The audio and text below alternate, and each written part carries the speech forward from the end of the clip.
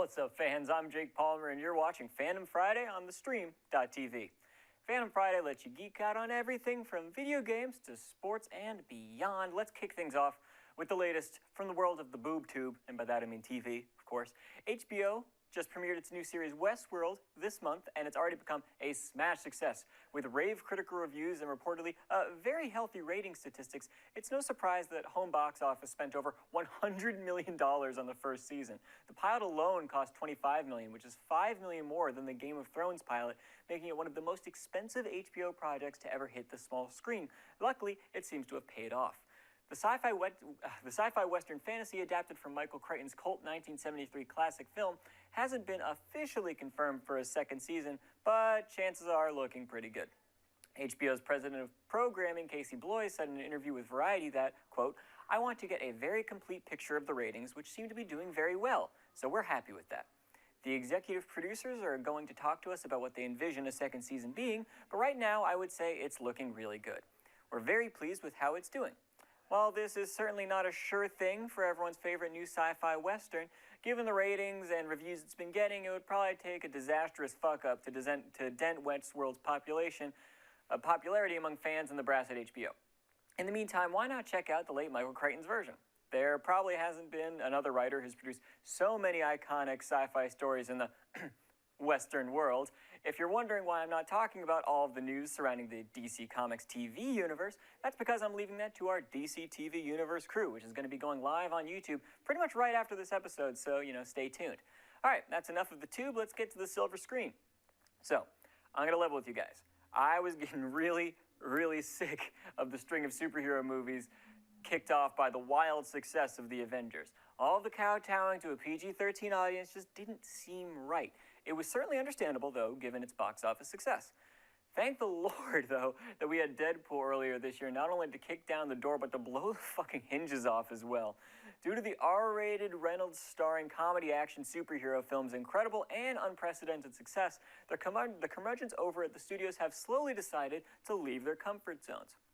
However, you can't bank on the studios being too creative, which is why we're getting a Merc-with-a-Mouth sequel. Not that I'm complaining, not by a long shot, but I will complain, however, about the fact that the original film's director, Tim Miller, will not be directing the sequel. Apparently, citing creative differences between Rhett Reese, Paul Wernick, the screenwriters, and star Ryan Reynolds, he has decided to leave the project. Apparently, the writers and Reynolds wanted to keep the sequel constrained to a similarly small budget as the first film, which had a budget of $58 million, while Miller wanted a significantly larger budget and a style that skewed slightly more in the direction of traditional superhero films, like the Avengers I mentioned earlier. While I'm sure Miller's absence will be felt, I think part of what made Deadpool so successful was its scrappy focus on character and story rather than spectacle, although there were some pretty badass and bombastic moments in the original. However, with Reynolds, Reese, and Wernick at the helm, I think we're in good hands.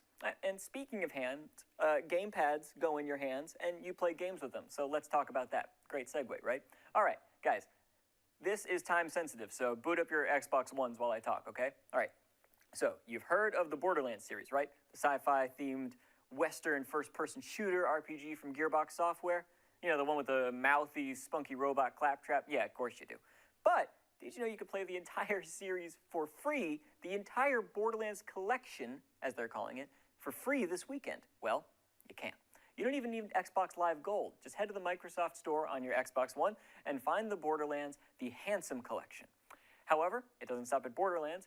Microsoft has also so generously allowed us to play online multiplayer with Battlefield 1, Minecraft, FIFA 17, and Grand Theft Auto 5 online this weekend.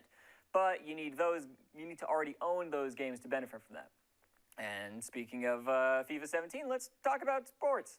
All right, so everyone knows about the World Series. It's happening right now between the Chicago Cubs and the Cleveland Indians. It's also the reason why we haven't had the Empire After Show for the past 2 weeks, since Fox has decided to put that show on hiatus in order to put the premiere event of America's favorite pastime front and center. I ain't mad, just a little. But how about some fun facts? It's a running joke in the baseball fan community that it's been over 100 years since the Chicago Cubs have won a World Series. Their last series victory came in 1908. Which is before women could even vote in this country. We've had 2 world wars since then, seen some of the largest empires the world has ever seen, and we've perfected the deep-fried Twinkie in the meantime, and the Cubs can't even win a World Series. But now they've got another chance. A slightly lesser known fact about the World Series is that the Indians haven't won since 1948, which is far more respectable. However, this massive drought of series wins between the two teams mean that this matchup will feature the combined biggest drought ever to be seen battling it out on the diamond. Together, both teams have gone 176 years without a championship. I guess that means this is the most important World Series ever, right? All right, guys, I can't seem to find anything else. That's all for today. Tune in next Friday, same time, same place, same DNS server, same website, all that shit. Stay tuned to the Stream.tv's YouTube channel for the DC TV universe. Coming up right after this, talk about Flash, Arrow, Supergirl, and Legends of Tomorrow. It's going to be awesome. You're going to love it. I'm Jake Palmer. I'll see you next time.